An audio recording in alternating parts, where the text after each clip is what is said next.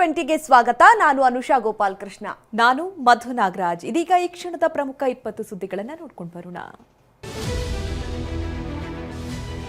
ಜನವರಿ 6 ಅಥವಾ 9ಕ್ಕೆ DK CM ಆಗಿ ಅಧಿಕಾರ ಸ್ವೀಕರಿಸುತ್ತಾರೆಂದು ಶಾಸಕ ಇಕ್ಬಾಲ್ ಹುಸೇನ್ ಪುನರುಚ್ಚರಿಸಿದ್ದಾರೆ. ಇದು ನಾನು ಹೇಳ್ತಾ ಇರೋ ಮಾತಲ್ಲ, ಶರಣರು ಹೇಳಿರುವ ಮಾತನ್ನ ಕೇಳಿ ನಾನು ಹೇಳ್ತಾ ಇದ್ದೀನಿ. ಈ ಎರಡು ಡೇಟ್ನಲ್ಲಿ 200% ಡಿಕೆ ಸಿಎಂ ಆಗ್ತಾರೆ ಅಂದಿದ್ದಾರೆ. ಶಾಸಕ ಬಸನಗೌಡ ಪಾಟೀಲ್ ಯತ್ನಾಳ್ ಅವರನ್ನ ಮಾಜಿ ಸಚಿವ ಮುರುಗೇಶ್ ನಿರಾಣಿ ಹಾಡಿ ಹೊಗಳಿದ್ದಾರೆ. Yatnal good batsman, bowler, wicket keeper ಹಾಗೂ ಶ್ರೇಷ್ಠ ಆಲ್ರೌಂಡರ್ ಆಗಿದ್ದಾರೆ. ಆದರೆ ಎಲ್ಲಾ ಬೌಲರ್ಗಳಿಗೂ 6 ಹೊಡಿಬೇಡಿ ಎಂದಿದ್ದಾರೆ. ಪರಪ್ಪನ ಅಗ್ರಹಾರ ಜೈಲಿನ ಮೇಲೆ ಜೈಲು ಅಧಿಕಾರಿಗಳು ರೇಡ್ ಮಾಡಿದ್ದಾರೆ. ಈ ವೇಳೆ ಸಿಮ್ ಕಾರ್ಡ್ ಇಲ್ಲದೆ ಇರೋದು 2 ಮೊಬೈಲ್ಗಳು ಪತ್ತೆಯಾಗಿದೆ. ಬ್ಯಾರಕ್ ನಂಬರ್ 9ರಲ್ಲಿ ಜಿಪ್ಸನ್ ಡ್ಯಾನಿಯಲ್ ಎಂಬಾತನ ಬಳಿ ಮೊಬೈಲ್ ಸಿಕ್ಕಿದೆ. ನಕಲಿ ಗೋಲ್ಡ್ ಲೋನ್ ಸೃಷ್ಟಿಸಿ ಕೋಟ್ಯಾಂತರ ವಂಚಿಸಲಾಗಿದೆ. ಬೆಂಗಳೂರಿನ ಮಲ್ಲೇಶ್ವರಂ 15ನೇ ಕ್ರಾಸ್ನ ಕೆನರಾ ಬ್ಯಾಂಕ್ನಲ್ಲಿ 41 ಗ್ರಾಹಕರಿಗೆ ವಂಚಿಸಲಾಗಿದೆ. ಹಿರಿಯ ವ್ಯವಸ್ಥಾಪಕ ಮ್ಯಾನೇಜರ್ ಎನ್ ರಘು ವಿರುದ್ಧ 3 ಕೋಟಿ 11 ಲಕ್ಷ ವಂಚನೆ ಆರೋಪ ಕೇಳಿಬಂದಿದೆ.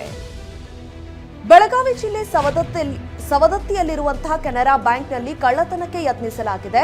ಮುನವಳ್ಳಿಯಲ್ಲಿ ಮಧ್ಯರಾತ್ರಿ 2 ಗಂಟೆ ವೇಳೆ ಹಿಂಬದಿಯ ಕಿಟಕಿ ಮುರಿದು ಕಳ್ಳರು ಬ್ಯಾಂಕ್ ಪ್ರವೇಶಿಸಿದ್ದಾರೆ.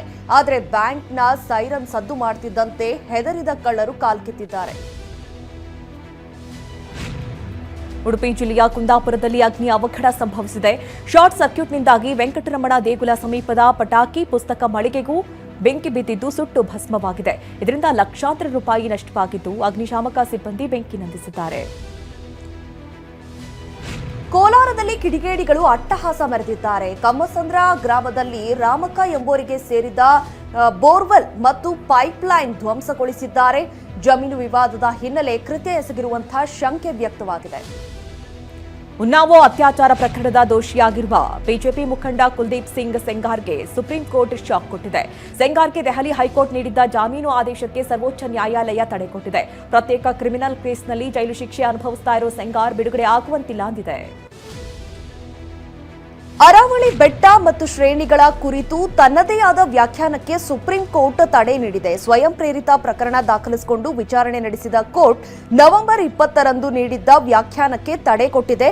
ಹೊಸ ಸಮಿತಿ ರಚನೆ ಆಗೋವರೆಗೂ ಈ ಆದೇಶ ಜಾರಿಯಲ್ಲಿ ಇರುತ್ತೆ ಎಂದಿರುವಂತಹ ಕೋರ್ಟ್ ವಿಚಾರಣೆಯನ್ನ ಜನವರಿ 21ಕ್ಕೆ ಮುಂದೂಡಿದೆ.